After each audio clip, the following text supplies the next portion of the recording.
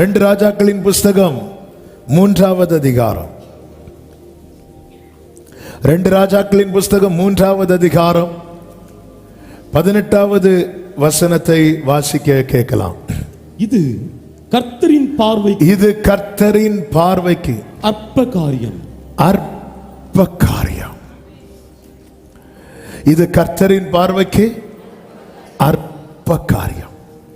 This is a simple matter in the sight of the Lord. அற்ப காரியம் என்ன தெரியுமா? Simple matter. சிலர் சொல்லுவாங்க தெரியுமா, சிம்பிள் மேட்டர். ஆமென். எது எது சிம்பிள் மேட்டரா?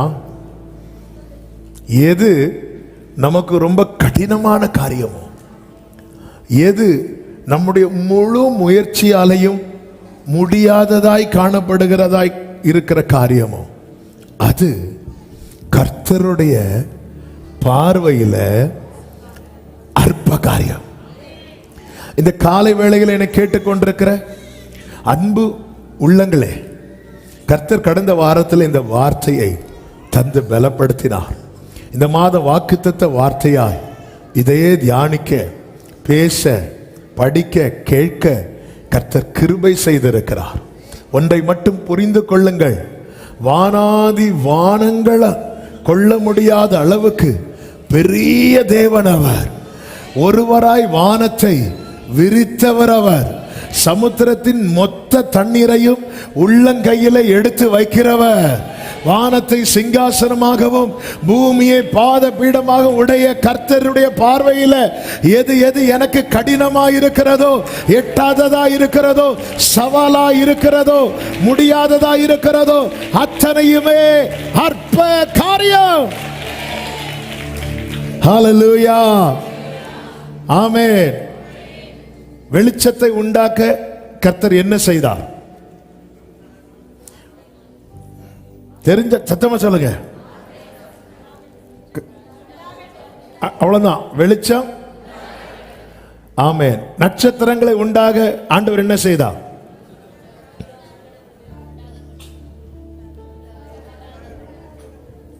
நட்சத்திரம் உண்டாக கடவது. மச்சங்களை, மீன்களை உண்டாக கர்த்தர் என்ன செய்தார்? உண்டாக கடவது. மிருகங்களை உண்டாக கர்த்தர் என்ன செய்தார்? உண்டாக கடவது. எல்லாத்தையும் ஒரே மாதிரி தானே செஞ்சுட்டு இருக்கிறார். படைப்புள்ள வித்தியாசம் நிறைய இருந்துச்சு. ஆனா எப்படி ஒரு கொசுவை உண்டாக்குனாரோ அப்படிதான் சூரியனை உண்டாக்குனார். ஆமென். கொசு உண்டாக கடவது, சூரியன் உண்டாக அப்படி இல்லை, உண்டாகட்டு. கொசுவை யாரு தான் படைச்சா? கர்த்தர்.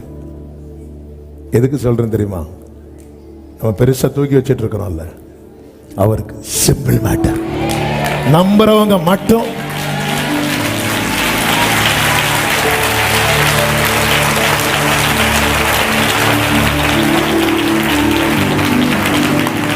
நமக்கு தான் நிறைய பெருசு சிறுசுலாம் தோணும். அவருக்கு பெருசு அவருடைய சாயலால் சிருஷ்டிக்கப்பட்ட நானும் நீங்களும் தான். மீதி எல்லாமே ஆமென். ஹல்லேலூயா, ஆமென். சிம்பிளா, அது வேற எக்ஸ்ட்ரா வேர்டே கிடையாது. எக்ஸ்ட்ரா சூரியனை படைச்சிட்டு ஆண்டவர் அப்படி இல்லை, சிம்பிள் மேட்டர். இங்க மேட்டர் என்னன்னா, அவர் பார்வையில் இருக்கணும். இது கர்த்தருடைய பார்வைக்கு எது? இங்க 3 ராஜாக்கள் யுத்தம் பண்ண புறப்படுறாங்க மோவாபியரோடு. நான் இந்த சம்பவத்துக்குள்ள போகல, டச் பண்ணிட்டு செய்திக்குள்ள போக விரும்புகிறேன். மோவாபியரோடு யுத்தம் பண்ண இஸ்ரவேலின் ராஜா யோராம் போகும்போது யூதாவின் ராஜா யோசபாத்தை கேட்கிறான். யோசபாத்தை வரேங்கிறார். ஏதோம் தேச வழியா போறாங்க, அதனால ஏதோமின் ராஜாவும் சேர்ந்துக்கிறார். மூவரும் போறாங்க. 7 நாள் ஏதோமை சுத்துறாங்க, தண்ணி இல்லை. இவங்களை நம்பி ஒரு பெரிய படை வந்திருக்கு, மிருக ஜீவன்கள் இருக்கு, தண்ணீர் இல்லை. இவங்க சுத்தி பார்த்தாச்சு, எல்லாம் செஞ்சு பார்த்தாச்சு, இல்ல சீரோ, ஒன்னும் இல்லைன்னு வரும்போது இஸ்ரவேலின் ராஜா ஐயோன்னு புலம்ப ஆரம்பிச்சிட்டான். ஐயோ ஐயோ, இந்த 3 ராஜாக்களையும் மோவாபியர் கையில ஒப்பு கொடுக்க கர்த்தர் கொண்டு வந்துட்டாரே அப்படின்னு. நம்ம பிரச்சனை என்ன தெரியுமா? நம்ம அவிசுவாசத்துல ஆண்டவரையும் இழுத்து போடுவோம். ஆமென். நம்ம அவிசுவாசத்துல ஆண்டவர் எனக்கு இப்படி பண்ணிட்டாரே, ஆண்டவர் எனக்கு என்ன பண்ணார்? ஆமென். சிலர் பாருங்க, 2 நாள் மாற வேண்டிய தலைவலி ஒரு 2 வாரம் நீண்டா போதும், உடனே யோபுவை சோதிச்ச மாதிரி என்னையும் இது மட்டும் யோபுவுக்கு தெரியணும். ஹல்லேலூயா. கொஞ்சம் கையில சரி, யோபுவுக்கும் என்ன நிலைமையோ அதே நிலைமை தான் எனக்கும். நம்மளா இந்த இஸ்ரவேல் ராஜா அப்படிதான். அப்போ யோசேப்பா தேடுறான், இங்க யாராவது தேவனுடைய மனுஷன் தீர்க்கதரிசி இருக்கிறானா? எலியாவின் கைக்கு தண்ணீர் வார்த்தை. எனக்கு ரொம்ப ஆச்சரியமான காரியம், இந்த இடத்துல இவங்க தேடினதே எதுதான்? தண்ணீரை. அப்ப எலிசாவை வேற எப்படி எல்லாமோ அறிமுகப்படுத்தி இருக்கலாம். எலியாவின் சால்வையை எடுத்த, எலியாவின் 2 மடங்கு வரத்தை பெற்றுக்கொண்ட, இப்படி ஒன்னும் அறிமுகப்படுத்தாம எலியாவின் கைக்கு தண்ணீர் வார்த்தை. அப்ப எலியாவின் கைக்கு தண்ணீர் வார்த்தது யாரு? எலிசா. உடனே யோசபாத் சொல்றான், அவங்கிட்ட வார்த்தை இருக்கு. நல்லா புரிஞ்சுக்கோங்க, நமக்கான ரேமா வரும்போது நம்முடைய சிச்சுவேஷனுக்கு ஏற்ற ஒரு அடையாளத்தையும் கர்த்தர் இணைச்சுதான் சொல்லுவார். இவங்களுக்கு இப்ப தேவை தண்ணீர். கரெக்டா எலியாவின் கைக்கு தண்ணீர் வார்த்தை. இப்ப நேரா போறாங்க, எலிசா கிட்ட போறாங்க. எலிசா இப்பொழுது ஆண்டவர் ஒரு இன்ஸ்ட்ருமெண்ட்டை கொண்டு வா வாசிங்கிறார். வாசிக்கும் போது கர்த்தருடைய கரம் எலிசாவின் மேல் இறங்குது. இப்போ எலிசா சொல்றார், காற்றையும் காண மாட்டீர்கள், மழையும் காண மாட்டீர்கள். யோசபாத் கேட்டுட்டு இருக்கிறான், இஸ்ரவேல் ராஜாக்கு எப்படி இருக்கும் தெரியுமா? போச்சு. ஹல்லேலூயா. காற்றையும் காண மாட்டேன், ஆனாலும் நீங்களும் உங்கள் ஆடு மாடுகளும் உங்கள் மிருக ஜீவன்களும் குடிக்கும்படிக்கு இந்த பள்ளத்தாக்கு தண்ணீரால் நிரப்பப்படும். இதை ஒரே லைன்ல சொல்ல வேண்டியதானே? உனக்கு தண்ணீர் வரும்னு நம்ம சொன்னா அப்படி சொல்லுவோம், உனக்கு ஆசீர்வாதம் வரும். இன்னும் 2 நாள்ல உனக்கு வீட்டு கதவை வந்து தட்டும், ஒழுங்கா ஈவி பில்ல கெட்டேன்னு நம்ம அப்படிதான் சொல்லுவோம். ஆனா ஆண்டவர் சொல்லும் போது அப்படி இல்லை. அவர் சொல்லும் போதே அவருடைய ஸ்டாண்டர்ட் அதில் இருக்கும். என்ன? நீ காற்றையும் காண மாட்ட, மழையும் காண மாட்ட, ஆனாலும் சொல்லுங்க, ஆனாலும். ஏன் காற்றை காண மாட்டேங்கிறார், மழையை காண மாட்டேங்கிறார்? உனக்கான நன்மை காற்றில் இல்லை, உனக்கான நன்மை மழையில் இல்லை, உனக்கான நன்மை உன்னோடு பேசுகிற உன் தேவனாகிய கர்த்தரிடத்தில் இருக்கிறது. அதனாலதான் நம்ம சிலதை காட்டல. நமக்கான நன்மை எங்க இருக்கிறங்கிறத முதல்ல நம்ம டிசைட் பண்ணுவோம். நமக்கு தண்ணி வேணும்னா மழைக்காக தான் ஜெபம் பண்ணுவோம்.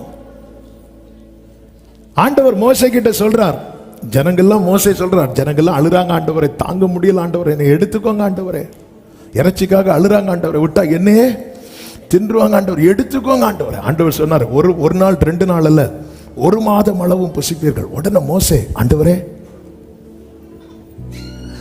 எங்க கிட்ட இருக்கிற ஆடு மாடுகள் எல்லாம் அடிச்சு போட்டாலும் பத்தாது, அப்படி சொன்னா கூட ஒரு நியாயம் இருக்கு. ஆனா அடுத்து ஒரு வார்த்தை சொல்லுவார், இந்த சமுத்திரத்தில் இருக்கிற மொத்த மீனை கொண்டு வந்தாலும் பத்தாது. என்ன கணக்கில் மோசே சொன்னார்னு எனக்கு புரியவே இல்லை. இந்த சமுத்திரம் தான் நிலப்பரப்புலயே பெருசு, அதுல எத்தனை மீன் இருக்குன்னு இன்னைக்கு வரைக்கும் தெரியாது. எடுக்க எடுக்க வந்துட்டு தான் இருக்கு.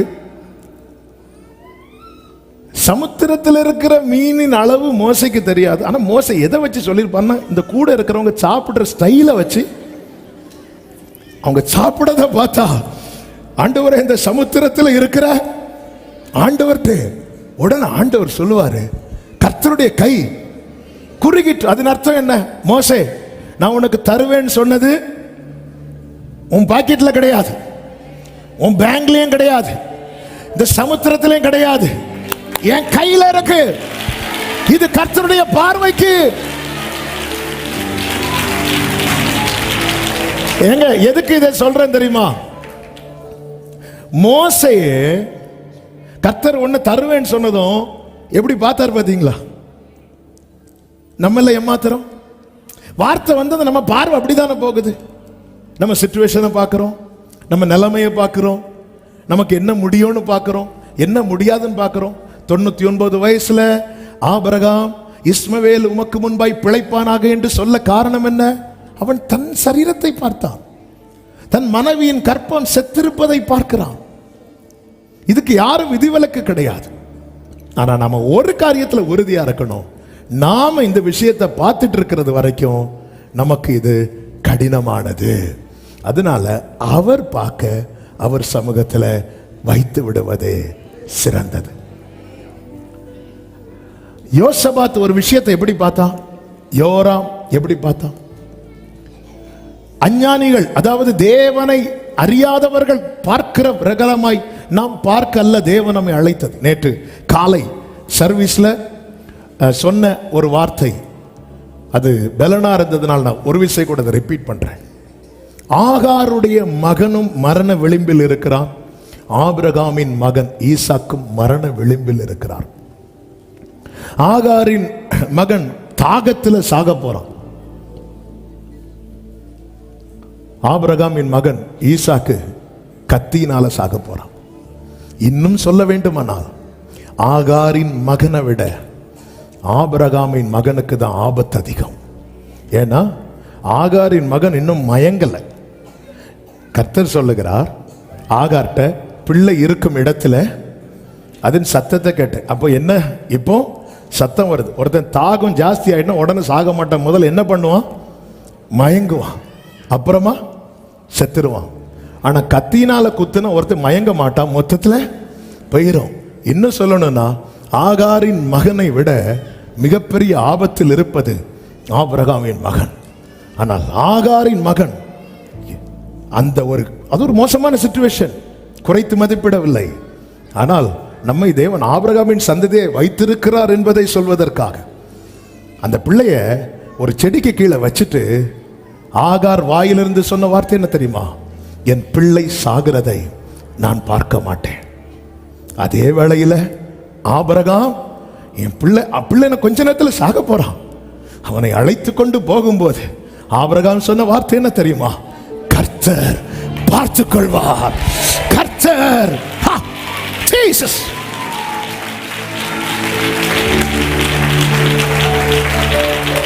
ஆமென். எப்படி யாரை பார்த்து சொன்னார் ஆபிரகாம்? ஈசாக்கை பார்த்து. எப்படி சொல்லி இருப்பார்? இருவரும் கூடி போனார்கள். அப்படியே தோல்ல கை வச்சுட்டு.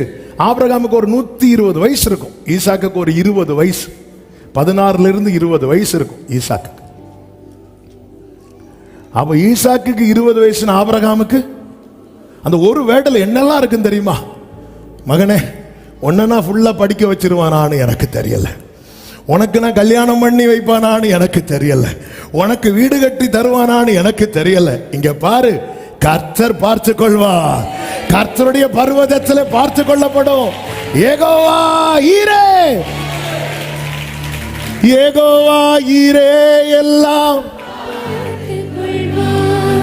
தேவையை நிறைவாக்குவார்.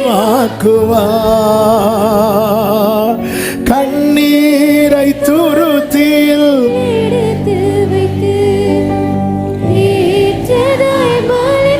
அதனாலதான் ஈசாக்குக்கு பெண் பார்க்கும் போது ஆபிரகாம் வீட்டு மூத்த வேலைக்காரன் இடத்துல ஆபிரகாம் சொன்ன வார்த்தை என்ன தெரியுமா? என் ஆண்டவர் தம்முடைய தூதன் அனுப்புவார். ஹல்லேலூயா. அந்த அந்த அந்த வார்த்தை படிய காரியம் நடந்ததை பார்த்ததும் ஆபிரகாம் வீட்டு வேலைக்காரன் சொல்லுகிறான், என்னை நேர் வழியாய் நடத்தி வந்த என் எஜமானுடைய தேவனுக்கு கர்த்தர் பார்த்து கொள்வார்.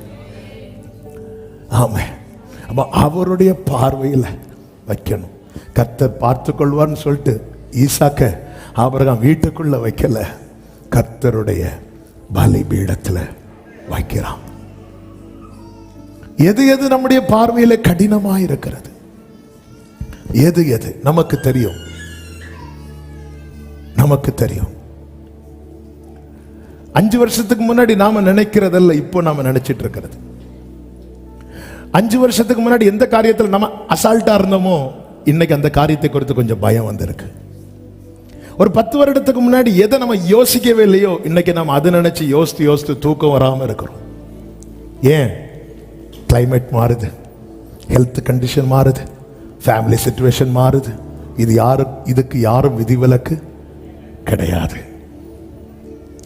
ஆண்டவர் இதை தெளிவாய் நம்மோடு பேசுகிறார். இங்க பாரு, நான் மாறாதவர், அதனால என் பார்வையில வைத்து விடு. கர்த்தர் பார்வையில வைக்கிறது தான் இன்னைக்கு ஒரு பெரிய சவாலா இருக்கிறது. கர்த்தர் பார்வையில எப்படி வைக்க? இன்னைக்கு ஒரு முக்கியமான ஒரு காரியத்தை, ஒரு வேதத்தில் உள்ள ஒரு சம்பவத்தை முன்வைத்து ஒரு சில காரியங்களை சொல்லி நான் செபிக்க விரும்புகிறேன். நேரம் அதிகம் போகிறது, கொஞ்சம் வேகமாகவும் சொல்ல வேண்டிய காரியத்தை மட்டும் அழுத்தி சொல்லி செபிக்க விரும்புகிறேன். ஒரு திமிர்வாதக்காரனை 4 வாலிபர்கள் சுமந்து கொண்டு இயேசுவுக்கு முன்பாக வைத்த காரியத்தை மார்க் 2 சொல்லப்பட்டிருக்கிறது. அதே சம்பவம் மத்தேயு 9 லூக்கா 5 சொல்லப்பட்டிருக்கிறது. இந்த மார்க் 2வது அதிகாரத்தில் 4 பேர் சுமந்து கொண்டு வந்தார்கள் என்று தெளிவாய் சொல்லப்பட்டிருக்கிறது. நன்றாய் தெரிந்த வேத பகுதி. சில சத்தியங்கள் நாம் கண்டிப்பாக அறிய வேண்டியது. இவங்க மட்டும் அன்னைக்கு ஆண்டவருக்கு முன்னாடி வைக்கலன்னு வைக்கலாம், இவங்க வாழ்க்கை ஃபுல்லாவே அவனை சுமந்துட்டு தான் இருக்கணும். வேதத்தில் ஒரு வார்த்தை உண்டு, அவரை கண்டடையத்தக்க சமயம் அவர் சமீபமாயிருக்கையில் அவரை நோக்கி கூப்பிடுங்க. 1-2 வசனங்களை வாசிக்க கேட்கலாம். மார்க் 2வது அதிகாரம் 1-2. சில நாட்களுக்கு பின்பு அவர் மறுபடியும் கப்பர்நகூமுக்கு போனார்.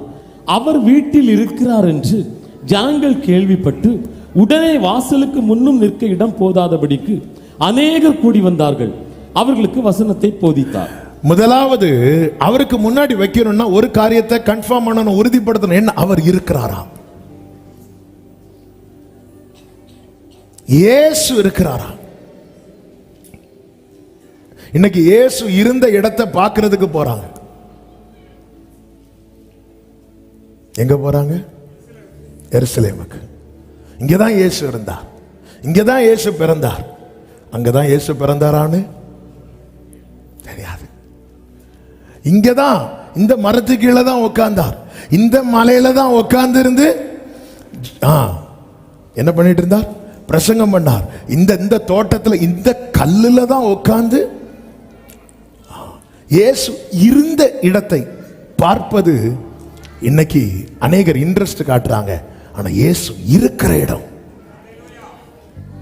எங்க? வெளியே இன்னார் ஒருத்தங்க வீடு இருக்கு, ஒரு டாக்டர் வீடுன்னு வைங்களேன், அல்லது ஒரு இன்ஜினியர் வீடு, யாரோ வீடு, டாக்டர் வீடுன்னு வைங்களேன். அந்த டாக்டருக்கு பேர் போட்டு ஒரு போர்டு ஃப்ரண்ட்ல கிடக்கு. ஆனா வீட்டில் ஆள் இல்லை, ஆள் இல்லை. போர்டு இருக்குன்னு சொல்லிட்டு யாராவது போவோமா? ஆள் இருந்தா தானே போவோம். ஆனா அந்த வீடை என்னன்னு சொல்லுவோம்? இது டாக்டர் வீடுன்னு சொல்லுவோம். சொல்லும் போதே எக்ஸ்ட்ரா சொல்லுவோம், டாக்டர் இங்க இல்ல. கப்பர்நகூமில இயேசு ஒரு வீட்டில் இருக்கிறார் என்று ஜனங்கள் கேள்விப்பட்டு உறுதிப்படுத்தணும், ஆண்டவருடைய பிரசனம் இருக்கிறதா? ஆண்டவருடைய பிரசனம் இல்லாத இடத்துல, இயேசு இல்லாத இடத்துல என் சுமையை நான் இறக்கி வைக்க கூடாது, முடியாது. நான் இறக்கி வைத்தாலும் சிறிது நேரத்தில் அது என் தோளில மீண்டும் பெரிய சுமையாய்தான் ஏறும். ஒரு தேவ பிள்ளை அதிகமாய் உறுதிப்படுத்த வேண்டிய காரியத்தில் ஒன்று என்ன தெரியுமா? இயேசு இருக்கிறாரா? இயேசு இருக்கிறாரா? என் வாழ்க்கையில இயேசு இருக்கிறாரா? என் குடும்பத்தில் இயேசு இருக்கிறாரா? நான் செபிக்க உட்கார இடத்துல இயேசு இருக்கிறாரா? கல்லறையின் இடத்துல ஸ்திரீகள் போன போது தூதர்கள் வந்து சொன்னார்கள், அவர் இங்கே இல்லை. சொல்லிவிட்டு அடுத்து சொல்லுவாங்க, அவரை வைத்த இடத்தை பாருங்க, அவர் இங்கே இல்லை. ஆமென். இயேசு என் வாழ்க்கையில இருக்கிறாரா? நான் வெள்ளையடிக்கப்பட்ட கல்லறையா இருந்தால் என் வாழ்க்கையில் இயேசு இருக்க மாட்டார். என்ன வெள்ளையடிக்கப்பட்ட கல்லறை?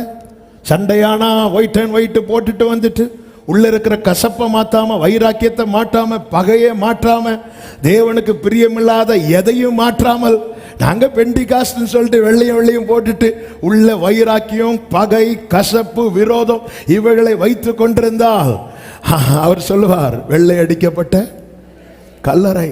கல்லறையெல்லாம் பார்த்துருக்கீங்களா? பேர் இருக்கும், போட்டோ இருக்கும், உள்ள ஆள் இருக்காது.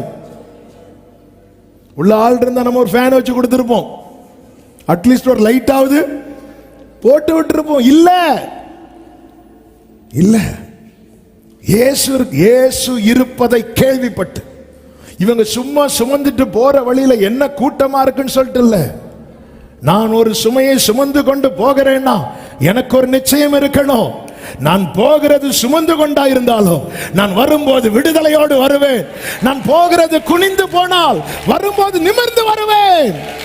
நான் போகிறது அழுது கொண்டு போனால் வரும்போது ஆனந்த களிப்புடன் வருவேன்.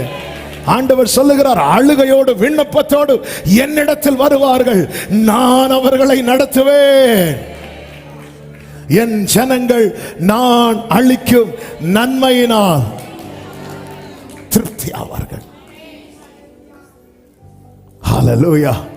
என் வாழ்க்கை அதனாலதான் மோசே பாருங்க, தூதன் அனுப்புவேன், அப்படி செய்வேன், இப்படி செய்வேன் சொல்லும் போது, மோசே உங்க சமூகம் நீங்க என் கூட வராம இருந்தா இங்க இருந்து நான் போக மாட்டேன்.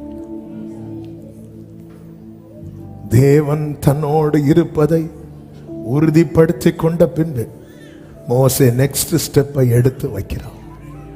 அதனாலதான் மோசே நாட்களிலே, யோசுவாவின் நாட்களிலே உடன்படிக்கைப்பட்டு வழி நடத்துகிறபடி இவங்க போவாங்க. உடன்படிக்கைப்பட்டு எப்படி வழி நடத்தோம்னா, கூடாரத்தில் மேக ஸ்தம்பம் இறங்கி இருக்கும். மேக ஸ்தம்பம் எங்க இறங்குதோ அங்க இவங்க பாளையம் இறங்குவாங்க, அங்க டென்ட் போட்டு உக்காந்துருவாங்க. எங்க மேக ஸ்தம்பம் அப்படி எழும்போதோ இவங்க ரெடி ஆவாங்க. மேக ஸ்தம்பம் மூவ் ஆகும்போது இவங்களும் புறப்படுவாங்க. இப்படி போய் தான் கானானை சுதந்தரித்தாங்க. ஹல்லேலூயா. ஏன்னா அவருடைய பிரசனம் இருக்கிற இடத்துல சிவந்த சமுத்திரத்தை கடப்பது அற்ப காரியம். மாறாவை மதுரமாய் மாற்றுவது அற்ப காரியம். கண்மலையிலிருந்து தண்ணீரை வரவழைப்பது அற்ப காரியம். 40 வருடம் குறைவில்லாமல் போஷிக்கப்படுவது கர்த்தருடைய பார்வையில் அற்ப காரியம். செருப்பு செய்யாம, வஸ்திரம் கிழியாமல் காக்கப்படுவது கர்த்தருடைய பார்வையில் அற்ப காரியம். ஒருவன் கோலை தூக்கி நிற்கிறான், இங்க ஒரு பெரிய டீமே அடி வாங்கி விழுது, அற்ப காரியம். பார்வோனை சங்கரித்தவரை துதியுங்கள், பெரிய ராஜாக்களை சங்கரித்தவரை துதியுங்கள். சங்கீதம் 136. இதெல்லாம் எப்படிங்க சாத்தியமாச்சு? அவருடைய பிரசனம் இருந்தது. சங்கீதம் 97 சொல்லப்பட்டிருக்கிறது, உம்முடைய பிரசனத்தினாலே பர்வதங்கள் மெழுகு போல, மெழுகு போல. நம்ம என் வாழ்க்கையில், நம்முடைய குடும்பத்தில் அநேக காரியங்கள் கடினமா இருக்கிறதே, சவாலா இருக்கிறதே, எட்டாமல் இருக்கிறதே. ஆண்டவருடைய பிரசனம் இருக்குதா? இயேசு இவ்வீட்டின் தலைவர் எழுதினாலும் வரமாட்டார். இயேசுவை தலைவர் ஆக்குனாதான் வருவார். ஆமென். இயேசுவை தலைவர் ஆக்குனா என்ன அர்த்தம்? டெசிஷன் யார் எடுக்கிறா? இது நான் கட்டின வீடு, ஏன் சம்பாத்தியத்தில் இங்க நான் வைக்கிறது தான் சட்டம். போர்டு மட்டும் இருக்கும், ஆள் இருக்காது. இவர்கள் கேள்விப்படுறாங்க, இயேசு இருக்கிறார். இயேசு இருக்கிறத உறுதிப்படுத்துங்க, இயேசு இருக்கிறத உறுதிப்படுத்துங்க. ஆண்டவரே, எல்லாரும் இயேசுவை விட்டு கொஞ்சம் கொஞ்சமா விலகி போறாங்க. ஏன் விலகி போறாங்கன்னு உபதேசம் கொஞ்சம் ஸ்ட்ராங் ஆச்சு. முதல் தடவை வந்தப்போ நிறைய அப்பம் கொடுத்து சாப்பிட வச்சார். அடுத்த வாட்டி வரும்போது நானே ஜீவ அப்போன்னார், போயிட்டாங்க. ஆமென்.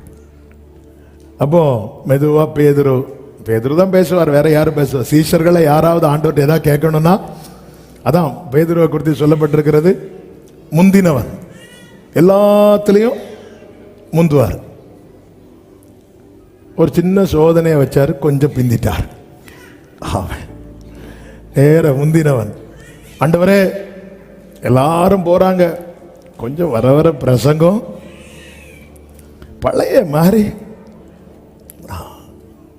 ஆண்டவர் பாப்பார், உனக்கும் போடுமா? அடுத்த வார்த்தை பேதுரு சொல்லுவார், யார்கிட்ட போ ஆண்டவரே? ஜனங்கள் எதிர்பார்க்கிற அப்போ கடையிலையும் கிடைக்கும், ஆனா நித்திய ஜீவ வசனம் உங்ககிட்ட மட்டும்தான் கிடைக்கும். யாரிடம் செல்வோம் இறைவா, வாழ்வு தரும் வார்த்தையெல்லாம் உம்மிடமன்றோ உள்ளது. யாரிடம் செல்வோம் இறை, வாழ்வு தரும் வார்த்தை உங்ககிட்ட மட்டும்தான். நான் உனக்கு அப்பம் தரல, நீ போவியா? நான் எங்க போவேன்? நீ கேட்டது மாதிரி வேலை கடை தரல, போவியா? நான் எப்படி போவேன்? அப்படி போறவங்க நிறைய பேர் இருக்கிறாங்க. நித்திய ஜீவ வசனம் உங்ககிட்ட தான் இருக்குன்னு சொல்லி இருக்கிறவங்க வெறும் 12 பேர். வெறும் 12 பேர். அதே அதிகாரத்துல தான் ஒருவர் மிதிக்கத்தக்க கூட்டம் இருந்தது. அவங்க எதிர்பார்த்தது கிடைக்காததும் இயேசுவை விட்டுட்டு 5000 புருஷர்கள் போய் இருக்கிறாங்க. எதிர்பார்த்தது கிடைக்கல, நேற்று கிடைச்சது, இன்னைக்கு கிடைக்கல. அற்புதத்தை மட்டும் நம்பி ஆண்டவரிடத்தில் வருகிறவர்கள் எப்ப வேணாலும் கலண்டு போவார்கள். அக்கறைய நம்பி ஆண்டவரிடத்தில் வருகிறவர்கள், அவர்களுக்கு ஒன்னும் கிடைக்கலைனாலும் ஒன்னும் கொடுக்கலைனாலும் அவங்க தான் ஆண்டவர்கிட்ட திட்டு வாங்கிட்டே இருப்பாங்க. அற்ப விசுவாசியே. அந்த அப்பம் சாப்பிட வந்து யாரையாவது திட்டினாரா? இல்லை. அவங்கள பார்த்ததும் வருத்தப்பட்டு பாரம் சுமக்கிறவர்களே, பேதுருடி பார்த்துருப்பேன், நான் எவ்வளோ கஷ்டப்பட்டுட்டு இருக்கிறேன், ஒரு வாட்டியாவது இல்லை. கடைசியில் இயேசு போகிறதுக்கு முன்னாடி சொல்லிட்டு போனார், உன் இருதயம் கலங்கக்கூடாதுன்னு நான் போய் உனக்காக ரெடி பண்ணுறேன், நான் ஆயத்தமாக்கிட்டு வருவேன். நீ என் கூட இருந்தல்ல, என் பிதா உன்னை கனப்படுத்துவார். எப்படி கனப்படுத்துவார்? நான் எங்கே இருக்கிறேனோ அங்கே எனக்கு ஊழியம் செய்கிறவனும் இருப்பான். அந்த பிரசனத்தை நாடணும். பைபிள் ஒரு வசனம் இருக்கிறது, சங்கீதம் 24. இதுவே அவரை தேடி விசாரித்து அவருடைய சமூகத்தை நாடுகிற யாக்கோபு என்னும் சந்ததி, அவர்களை குறித்து சொல்லப்பட்டிருக்கிறது. அவன் கர்த்தரால் ஆசீர்வாதத்தையும் தன் ரட்சிப்பின் தேவனால் நீதியையும் பெறுவான். இயேசு இருக்கிறாரா? இயேசு வேணும் என் ஜீவிதத்தில், இயேசு வேணும் ஓரோ தினமும், இயேசு வேணும் என் ஜீவிதத்தில், பிரியனே வேணும். மோசே கூடாரத்தை பெயர்த்து பாளையத்துக்கு புறம்பே போட காரணம் என்ன? அங்கே கர்த்தர் இல்லை. ஏன் இல்லை? கர்த்தருடைய ஸ்தானத்திலே கர்த்தர் தங்களுக்கு கொடுத்த ஆசீர்வாதம் நன்மைகளை பொற்கன்று செய்து விக்கிரகமாக்கி அதை பணிந்து கொள்ளவும், கர்த்தருக்கு பண்டிகை என்று சொல்லி அதை வணங்கவும் ஆரம்பித்தார்கள். கர்த்தர் அந்த இடத்தை விட்டு விலகினார். மோசே மலையிலிருந்து இறங்கி வந்ததும் கூடாரத்தை பெயர்க்கிறான். 6 லட்சத்துக்கும் அதிகமான ஜனங்கள் இருந்தும் அவன் கூடாரத்தை பெயர்த்து பாளையத்துக்கு புறம்பே போட காரணம் என்ன? கர்த்தர் இல்லாத இடத்துல இந்த மோசே இருக்க மாட்டான். எப்பொழுது கூடாரத்தை பெயர்த்து பாளையத்துக்கு வெளியே போட்டானோ, வேதம் சொல்லுகிறது கர்த்தர் அங்கே வந்து இறங்கி நின்றார். ஆண்டவர் இருக்கிறாரா என்பதை உறுதிப்படுத்த வேண்டும். வாசல் ஓப்பனா இருக்கு, இயேசு வீட்டுக்குள்ள இருக்கிறார். வாசல் திறந்துதான் இருக்கு, ஆனா உள்ள போக முடியல. ஏன்னா வாசல் ஃபுல்லா ஜனங்கள் நெருக்கி நிற்கிறாங்க. இப்பொழுது 4 வாலிபர்கள் இதை கேள்விப்பட்டு ஒரு திமிர்வாதக்காரனை சுமந்து கொண்டு வருகிறார்கள். வேதம் சொல்லுகிறது, மார்க் 2:4 வாசியுங்கள். ஜனக்கூட்டத்தின் நிமித்தம் அவருக்கு சமீபமாய் சேரக்கூடாமல் அவர் இருந்த வீட்டின் மேற்கூரையை பிரித்து திறப்பாக்கி, ஜனக்கூட்டத்தின் நிமித்தம் அவருக்கு சமீபமாய் சேரக்கூடாமல். நல்ல கவனமா கேளுங்க. திரள் கூட்டம் இருக்கிறது. திரள் கூட்டத்தின் நடுவில் இந்த 4 பேர் ஒரு சுமையை சுமந்து கொண்டு வந்துட்டு இருக்கிறாங்க. நல்லா புரிஞ்சுக்கோங்க, அநேகர் நடுவில் நாம் அறியப்படாதவர்களாய் தான் இருப்போம். அந்த இடத்துல வெறும் 10 பேர்னா தெரியும், அல்லது ஒரு 15 பேர்னா தெரியும். அநேகர் இருக்கிறாங்க. வீட்டுக்குள்ள ஆளு, வெளியே ஆளு, சைடுல ஆளு, சுத்திலும் ஆளு. அநேகர் நடுவில் நம்ம அறியப்படாதவர்களாய் தான் இருப்போம். ஆனால் ஒன்றை புரிந்து கொள்ளுங்கள், இவர்கள் வந்தது அநேகருக்குள்ளே ஒரு ஆளா இருப்பதற்கல்ல, அவருக்கு முன்னே இருப்பதற்காக வந்தார்கள். அநேகரில் ஒரு ஆளா இருந்துட்டு போகிறது ரொம்ப ஈஸி.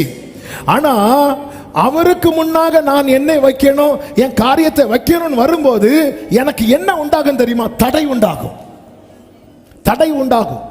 ஆனால் இவர்கள் என்ன செய்தார்கள்? இதே சம்பவம் லூக்கா 5 சொல்லப்பட்டிருக்கிறது. 5:18. அப்பொழுது சில மனுஷர் திமிர்வாதக்காரன் ஒருவனை படுக்கையோடு எடுத்துக்கொண்டு வந்து அவனை உள்ளே கொண்டு போகவும் அவர் முன்பாக வைக்கவும் வகை தேடினார்கள். அவர்கள் வகை தேடினார்கள். அவங்க பார்க்கறாங்க, விடக்கூடாது விடக்கூடாது. நல்ல கவனமா கேளுங்க. வாசல் ஓபனா தான் இருக்கு, ஆனா ஜனக்கூட்டம்.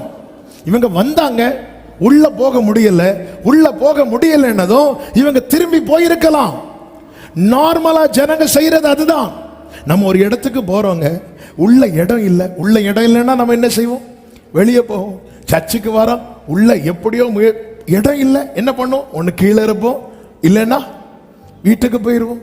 ஒரு சகோதரர் வந்தார் சில வாரங்களுக்கு முன்பதாக. அவர் கொஞ்சம் லேட்டாக வந்தார்.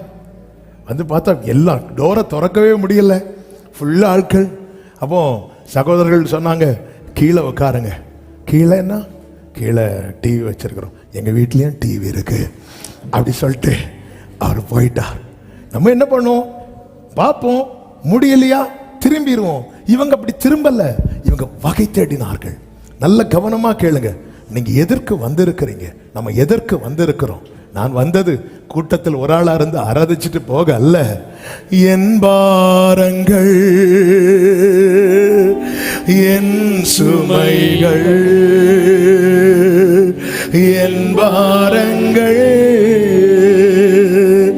என் சுமைகள்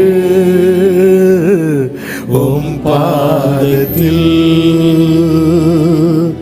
இறக்கி வைத்தேன்.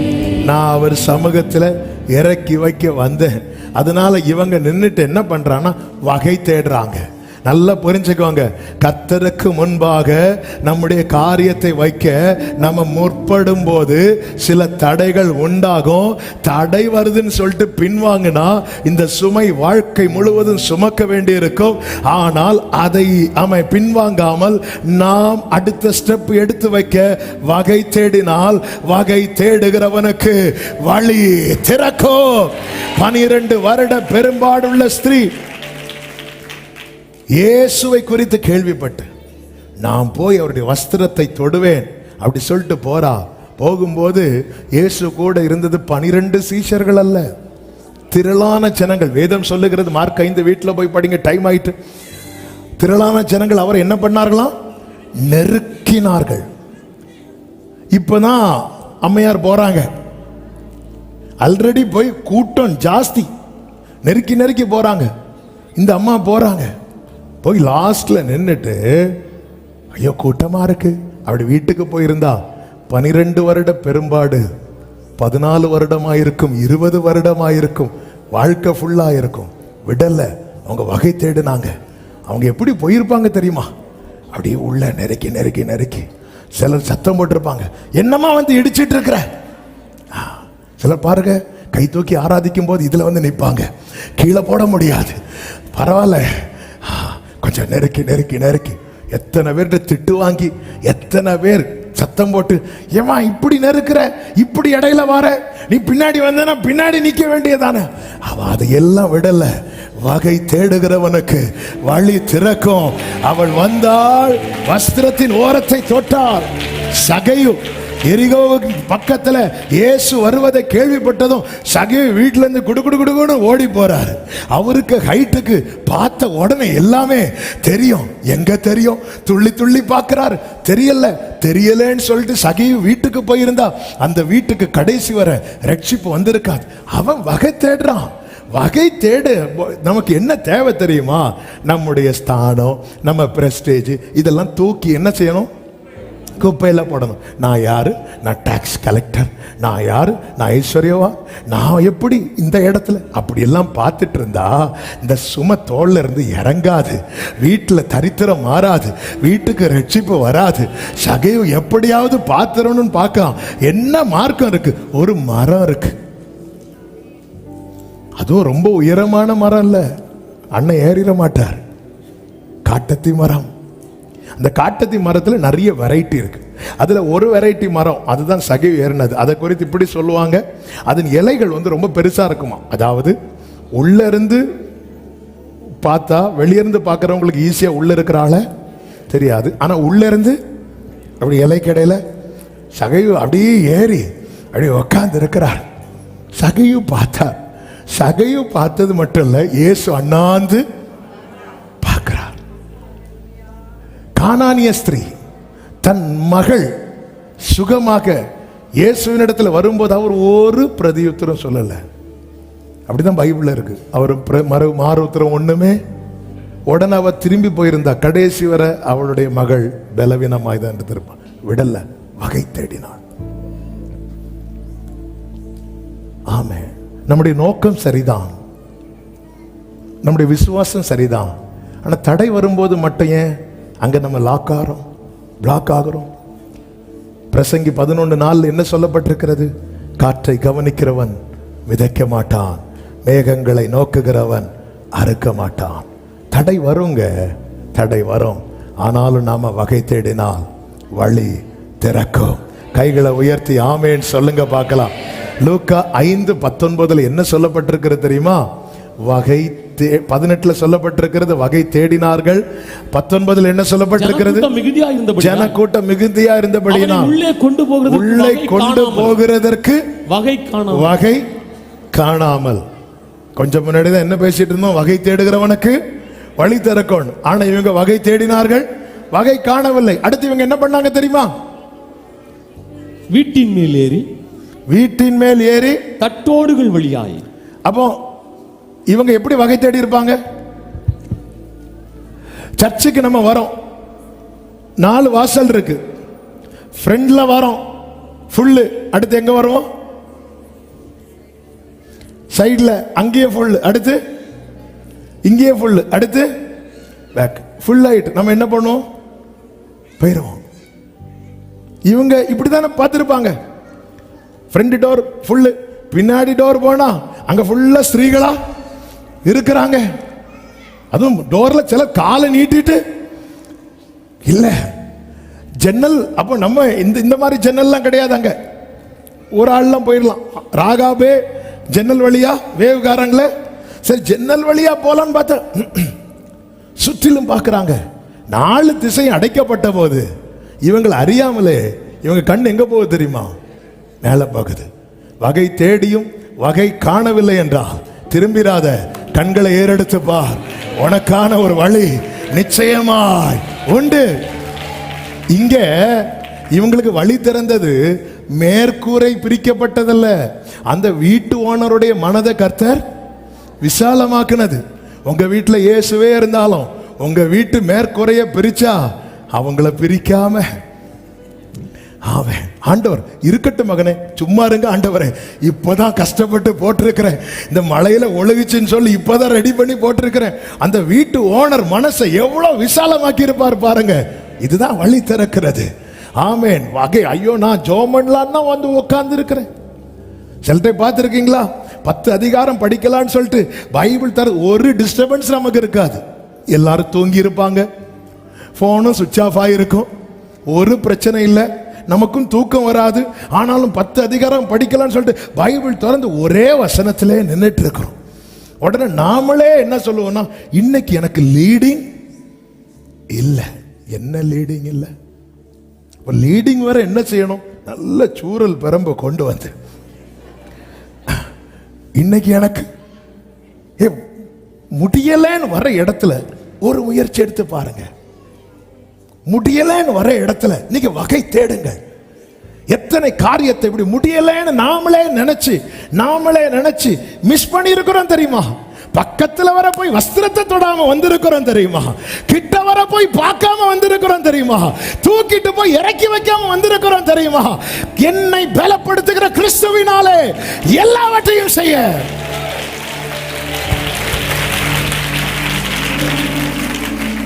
எந்த பாதையையும் எந்த சூழ்நிலையும் எனக்கு முடியாது. ஆண்டவர் சொல்லுவார், முடியாது, ரொம்ப கஷ்டம், முடியாது. இல்ல, ஏன் முடியல? ஏன் அவங்கெல்லாம் நிக்கிறதுக்கு இடம் கிடைச்சிருக்கு, எனக்கு கிடைக்கலன்னா? எனக்கு வெயிட்டா ஒண்ணு உள்ள இருக்கு. ஆமே, அவங்களுக்கெல்லாம் ஜெபம் பண்ண முடியுது, எனக்கு ஜெபம் பண்ண முடியலன்னு எனக்கு வெயிட்டா ஒண்ணு கர்த்தர் வச்சிருக்கிறார். அவங்க விடல. அவங்க என்ன பண்ணாங்க தெரியுமா? அந்த கட்டிலை இறக்கி இயேசுவுக்கு முன்பாக வைத்தார்கள். வைத்தபோது இயேசு அவர்கள் விசுவாசத்தை கண்டு. அப்படிதான் இருக்கு. நான் என்ன வேணாலும் இயேசுவுக்கு முன்னாடி வைக்கலாம். நான் என்ன வச்சேன்னு பார்க்கறதுக்கு முன்னாடி எனக்குள்ள அவர் ஒன்றை பார்க்க விரும்புகிறார். அதுதான் என்ன தெரியுமா? விசுவாசம். 100க்கு அதிபதியின் விசுவாசத்தை கண்டு 100க்கு அதிபதியின் வேலைக்காரனுக்கு சுகத்தை கொடுக்கிறார். கானானிய ஸ்திரீயின் விசுவாசத்தை கண்டு கானானிய ஸ்திரீயின் மகளுக்கு சுகத்தை கொடுக்கிறார். இவர்கள் விசுவாசத்தை கண்டு ஒரு தகப்பன் தன் மகனை அழைத்து கொண்டு வருகிறான். இயேசு சுகம் தருவார் என்று. இயேசு மலையிலே ஜெபித்துக் கொண்டிருக்க 9 சீஷர்கள் கீழே இருக்கிறாங்க. மற்ற 3 சீஷர்களும் இயேசுவோடு மேலே இருக்கிறாங்க. அவர்கள் நல்ல பிரேயர் பண்ணி பார்க்குறாங்க, முடியல. இயேசு இறங்கி வருகிறார். இயேசுவினிடத்துல அந்த தகப்பன் ஓடி வருகிறான். என் பிள்ளைக்கு சுகத்தை தாங்க, என் பிள்ளைக்கு விடுதலை தாங்க. உடனே இயேசு சொல்லுகிறார், விசுவாசிக்கிறவனுக்கு எல்லாம் கூடும். உடனே அந்த தகப்பன் சொல்றார், விசுவாசிக்கிற ஆண்டவரே, ஆனாலும் என் விசுவாசம் நீங்கும்படி செய்யும். உடனே சுகம். உடனே சுகம் கிடைக்க காரணம் என்ன? தகப்பன் இப்படி ஜெபிக்க காரணம் என்ன? தகப்பனுக்குள்ள 2 இருக்கு. என்னெல்லாம் இருக்கு? விசுவாசம் இருக்கு, அவிசுவாசம் இருக்கு. ஆண்டவர் உடனே சுகம் கொடுக்க காரணம் என்ன தெரியுமா? ஆண்டவர் இரக்கமுள்ள. எப்போ அவன் தன் பலவீனத்தை சொன்னானோ, தன் இயலாமை சொன்னானோ, ஆண்டவர் அவனுக்குள்ள இருக்கிற அவிசுவாசத்தை பார்க்காம அவனுக்குள்ள இருக்கிற அந்த விசுவாசத்தை மட்டும் பார்த்து அந்த பிள்ளைக்கு விடுதலை கொடுக்கிறார். ஒத்துக்கணுங்க. சில நேரத்தில் முடியலையா, விசுவாசத்தோட தான் வந்தான். ஆனா மற்ற 9 பேர் ஜெபம் பண்ணி முடியாததும், நம்ம எல்லாம் ஜெபிக்க முன்னாடி ஒரு விசுவாசம் இருக்கும். நிறைய பேருக்கு ஜெபம் பண்ணதுக்கு அப்புறம் விசுவாசம் போகும். ஏன் போகணும்னா, நம்ம ஜெபம் பண்ணி பார்த்தாச்சு. இல்லை, ஆண்டவர் நான் நேற்று ரொம்ப நம்பினேன்பா, இன்னைக்கு கொஞ்சம் ஷேக் ஆகுது. 100க்கு அதிபதியின் விசுவாசத்தை பார்த்ததும் இயேசு கிறிஸ்து என்ன செய்தார் தெரியுமா? அப்படியே திரும்பி பார்க்கிறார். திரும்பி பார்த்தா திரள் கூட்டம். அற்புதத்தை பார்த்து திரள் கூட்டம், பிரசங்கத்தை கேட்டு திரள் கூட்டம். அப்படி ஆண்டவருடைய ஒரு பார்வையில் நம்ம மொத்தத்தையும் ஸ்கேன் பண்ணிடுவார். இப்படி பார்த்துட்டு சொல்றார், இந்த இஸ்ரவேலருக்குள்ள ஒருத்தருக்குள்ள நான் இப்படிப்பட்ட தேவன் தேடுற விசுவாசம் எப்படி வரும்? விசுவாசம் கேள்வினால வரும். கேள்வி கர்த்தருடைய. விசுவாசம் வருவதற்கு பைபிள் சொல்லி இருக்கிற ஒரே மார்க்கம் என்ன தெரியுமா? வசனத்தை கேளு, வசனத்தை கேளு, வசனத்தை கேளு, வசனத்தை கேளு. வசனத்தை எவ்வளவுக்கு எவ்வளவு உள்வாங்குறோமோ அவ்வளவுக்கு தான் விசுவாச வளர்ச்சிக்கான உரம் தேவன் வரமாய் தந்த இந்த வசனம். என் வாழ்க்கையில வசனம் கேட்பது, வசனத்தை பார்ப்பது, வசனத்தை படிப்பது, வசனத்தை பேசுவது குறைய குறைய என்னுடைய ஃபெய்த் லெவல் குறையும். என்னை விட்டு வசனம் அற்று போகும்போது என்னுடைய விசுவாசம் அற்று போகும்.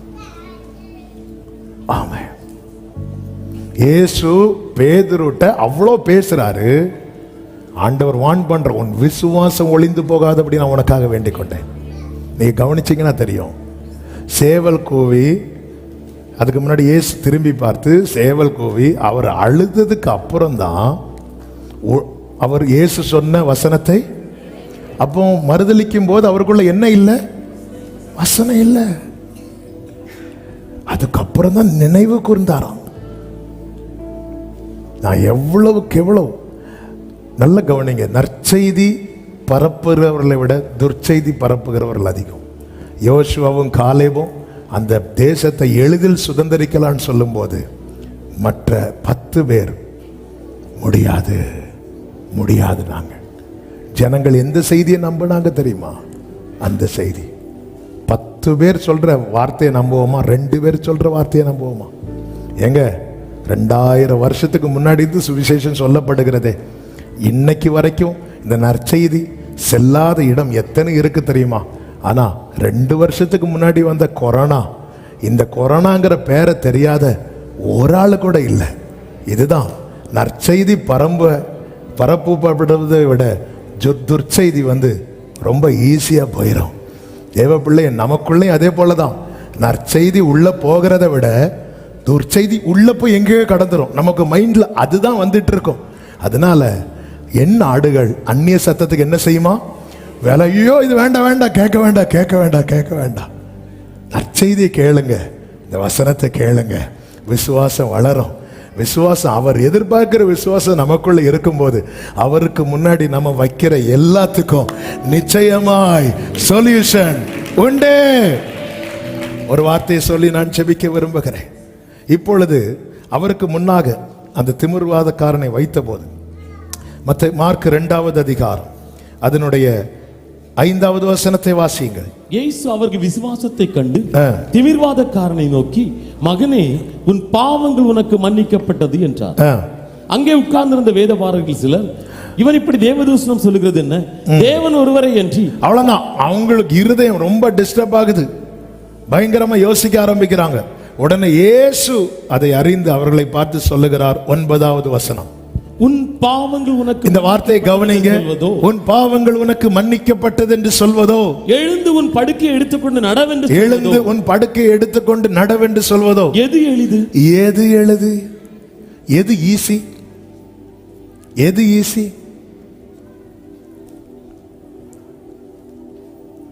இப்போ நான் ஆரம்பத்தில் சொன்னதை திரும்ப கொண்டு வரேன். ஆண்டவருடைய படைப்பை பாருங்கள், ரொம்ப ஈஸியா படைச்சிட்டார். ஆண்டவர் ஆண்டவருடைய பார்வையில் எது ஈஸி, எதுக்கு பிரயாசப்பட்டார் அப்படின்னு பார்க்கணும். எந்த அற்புத அடையாளம் செய்யறதுக்கு ஆண்டவர் ஒரு ரிஸ்க் எடுக்கல. ஆனா என் பாவங்கள் மன்னிக்கப்பட அவ்வளவு காரியத்தை செஞ்சிருக்கிறார். ஆண்டவர் இந்த கேள்வியை வைக்கிறார், நமக்கு முன்னாடி வைக்கிறார். எது ஈஸி? உன் கடன் பிரச்சனையை மாத்துறதா, உன் பாவத்தை மன்னிக்கிறதா? எது எளிது?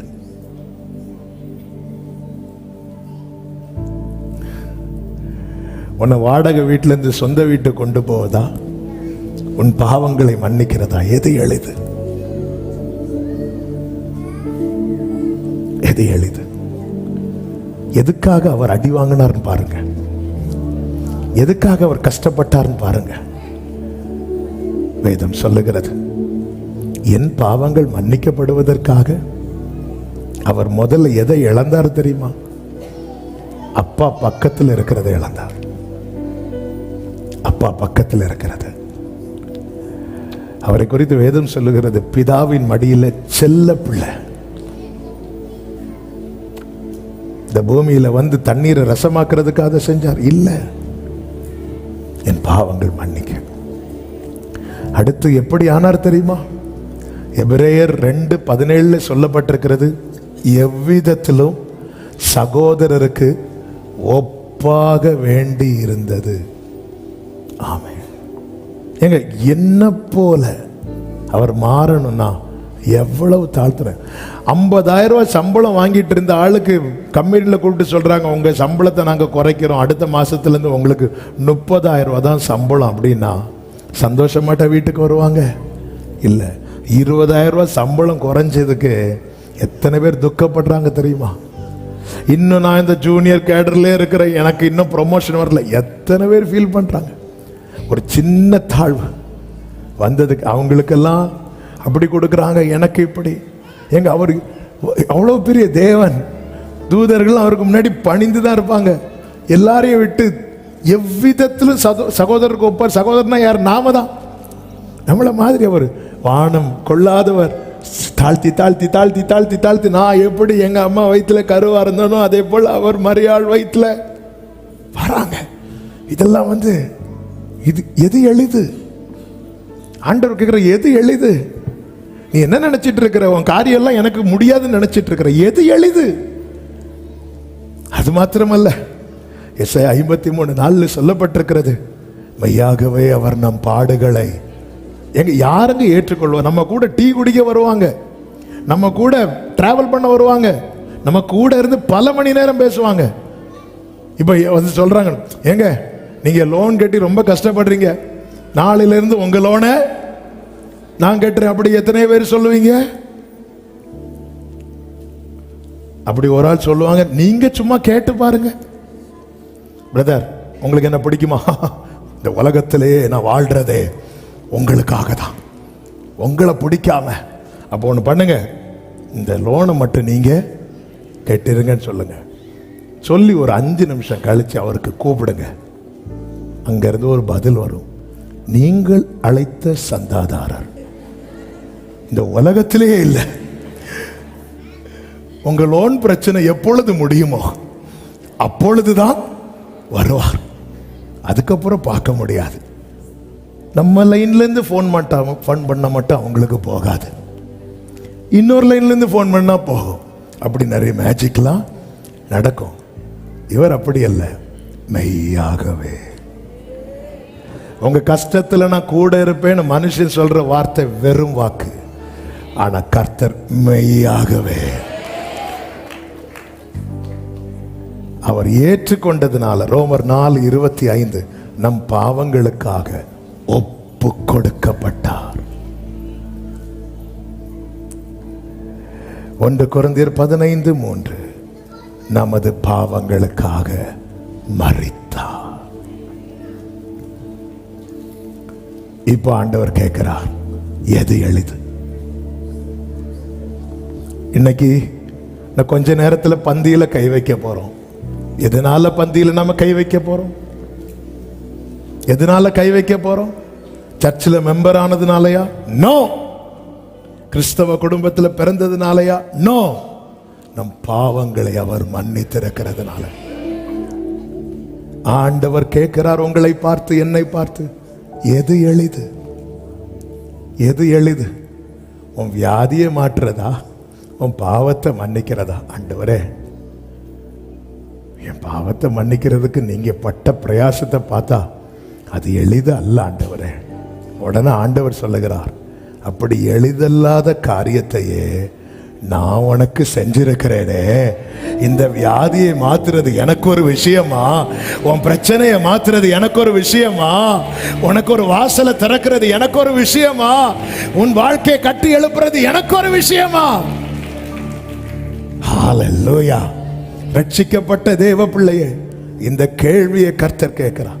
நம்ம நிறைய காரியத்தை சுமந்து கொண்டு வந்து, ஆண்டவரே அப்படி இது முடியல, அது நடக்கல. ஆண்டவர் சொல்ற, எது எளிது? எது எளிது? ஆண்டவரே, இதெல்லாம் ஒண்ணுமே இல்லப்பா, எனக்காக நீங்க ஜீவனை தந்தீங்க. ஹல்லேலூயா. நான் கழுவப்பட்டது ஏதோ ஒரு மிருகத்தின் இரத்தத்தினால் அல்ல, ஓ உலகத்தின் பாவத்தை சுமந்து தீர்த்த மெய்யான தேவாட்டுக்குட்டியின் இரத்தத்தினால் நான் கழுவப்பட்டிருக்கிறேன். தம்முடைய சொந்த குமாரன் என்றும் பாராமல் அவரை தந்தருளின பிதா அவரோடு கூட மற்ற எல்லாவற்றையும் நமக்கு அருளாதிருப்பது எப்படி? பிரியமானவர்களே, அவர் பார்வையில் வைத்து விடுங்கள். நமக்கு கடினமாய் தோன்றுகிற அனைத்தும் கர்த்தருடைய பார்வைக்கு அற்ப காரியம். இதை நான் எப்படி நம்பேன்னு கேள்வி வந்துட்டுனா, நீங்க மன்னிக்கப்பட்டதை நினைச்சு பாருங்க, நீங்க கழுவப்பட்டதை நினைச்சு பாருங்க. இன்னைக்கு பரிசுத்தவான்களுடைய ஐக்கியத்துல கர்த்தர் உங்களை கொண்டு அமர வைத்திருப்பதை எண்ணி பாருங்க. இதுதான் கடினம், இதுதான் மேன்மையானது. இதுக்கு தான் ஆண்டவர் அதிக பிரயாசப்பட்டார். சிருஷ்டிக்க ஆண்டவர் தம்மை தாமே வெறுமையாக்கி வரவில்லை, என்னை ரட்சிக்க தம்மை தாமே வெறுமையாக்கி வந்தார். எது எளிது? என் பாவத்தையே கர்த்தர் மன்னிப்பார்னா என் கடன் சுமையை கர்த்தர் நீக்குவார். ஒவ்வொன்னையா கொண்டு வச்சு அறிக்கை பண்ணுங்க. என் பாவத்தையே கர்த்தர் மன்னிப்பார்னா இந்த பிரச்சனையிலேருந்து என்னை ஈஸியா வெளியே கொண்டு வருவார். எத்தனை பேர் நம்புறீங்க? நான் கர்த்தருடைய கிருபையினாலும் அவருடைய இரத்தத்தினாலும் கழுவப்பட்டவன் கழுவப்பட்டவள், அந்த நிச்சயம் உள்ளவங்க மட்டும் உங்க வலது கரத்தை உயர்த்தி சொல்லுங்க, என் பாவத்தையே கர்த்தர் மன்னிப்பார் என்றா இன்று எனக்கு கடினமாய் காணப்படுகிற அனைத்தையும் கர்த்தர் எளிதாய் வாய்க்க பண்ணி தருவார். சத்தமா ஆமென் சொல்லுவோம். அப்படியே கண்களை மூடி தேவ சமூகத்தில் நம்மை தாழ்த்தி, ஏசையா உம்மை தானே என் முன்னே நிறுத்தியுள்ளேன். ஏசையா உம்மை தானே என் முன்னே. அப்படி இருக்கிற இடத்துல முடிந்த 2 கைகளையோ அல்லது ஒரு கரத்தையோ அப்படியே உயர்த்து இந்த வார்த்தைய ஆண்டவருக்கு முன்னாடி சொல்றது மாதிரி சொல்லுங்க. எனக்காக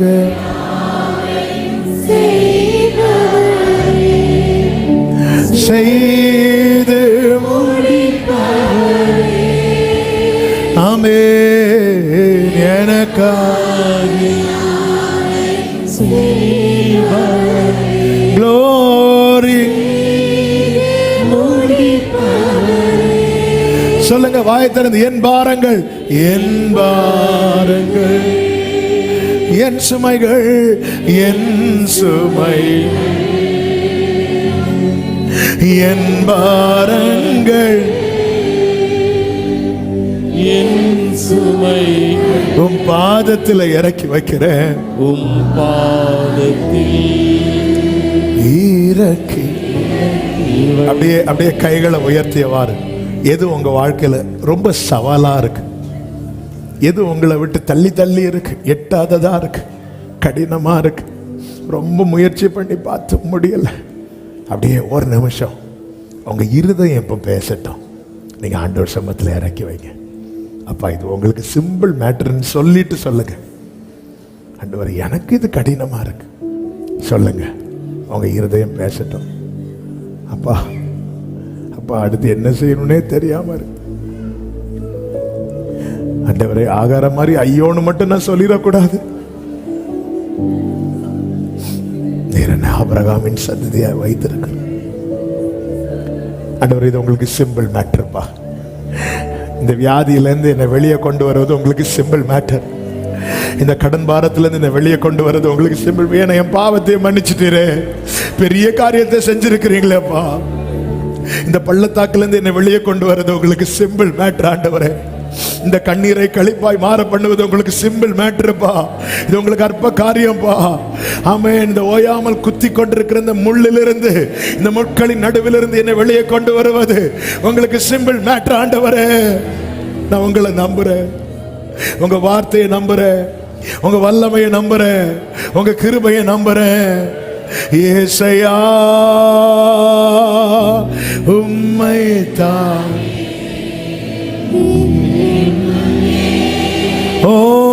நிறுத்தியுள்ளே.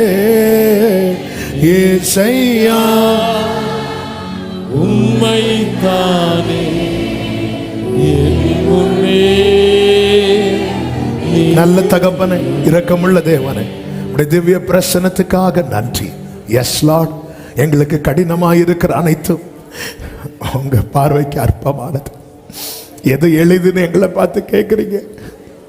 ஆண்டவரே, அந்த ரட்சிப்பை இலவசமா தந்ததுனால அதுக்கு பின்னாடி இருக்கிற கிரயத்தை நாங்க ரொம்ப நினைக்கிறது இல்லப்பா. சாரிப்பா, கிருபையா எங்களை ரட்சித்தீங்க. ஆனதுக்கு பின்னாக நீர் எவ்வளவு கஷ்டப்பட்டீங்க, எவ்வளவு உங்களை தாழ்த்துனீங்க, வெறுமையாக்குனீங்க. எத்தனை பேர் உங்களை பார்த்து சிரிச்சாங்க, நிந்திச்சாங்க. அரை நிர்வாணமா சிலுவையில் 6 மணி நேரம் எனக்காக தொங்கி கடைசி சொட்டு ரத்தத்தையும் எனக்காக சிந்தி என் உச்சந்தலை முதல் உள்ளங்கால் வரை உம்முடைய ரத்தத்தால் தோய்த்து எடுத்து பிராகாரத்தில் கூட நிற்க தகுதி இல்லாத என்னை ஆபிரகாம், ஈசாக்கு, யாக்கோபு வரிசையில கொண்டு வந்து ஆண்டவரே சேர்த்த மேகம் போன்ற இத்தனை திரளான சாட்சிகள் நடுவிலே எனக்குள்ளும் விசுவாசத்தை துவக்கி என்னை உம்முடைய ஓட்டத்திலே ஓட வைத்த அந்த பெரிதான ரட்சிப்புக்காக, பெரிதான கிருபைக்காக, இதுக்கு முன்னாடி மீதி எல்லாம் ஒண்ணுமே இல்லப்பா. ஆமே, உங்க சமூகத்தில் வைக்கிறோம், உங்க பாதத்தில் நம்புறோம். ஆண்டவரே, அப்பா முன்னாடி உங்க பாதத்தை பிடித்து கேட்கிறேன்.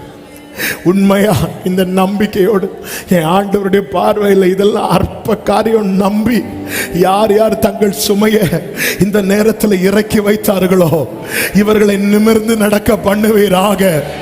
இந்த வசனம் இவர்கள் வாழ்க்கையிலே சாட்சியாய் மாறுவதாக, இயேசு கிறிஸ்துவின் நாமத்திலே.